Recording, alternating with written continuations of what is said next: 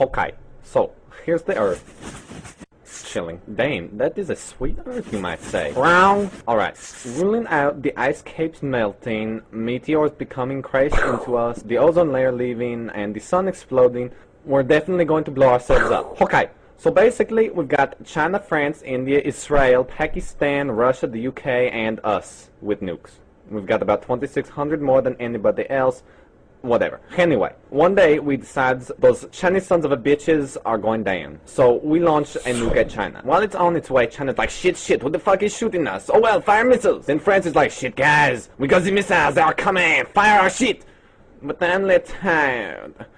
Well, have a nap, then fire the missiles. Meanwhile, Australia is down there like, WCF, mates? India, Israel, and Pakistan launched their shit, so now we've got missiles flying everywhere, passing each other. Russia's like, ah, motherland! Then England's like, about that time, eh, chaps? Whatever. So now the US is like, fuck, we're dumbasses. Canada's like, what's going on, eh? Australia's still like, WTF. Mars is laughing at us, and some huge meteor's like, well, fuck that. So, now we've got nuclear winter. Everyone's dead except Australia, and they're still like, WTF. But they'll be dead soon. Fucking kangaroos.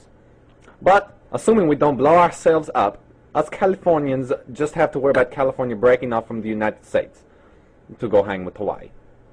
Alaska can come too. The end.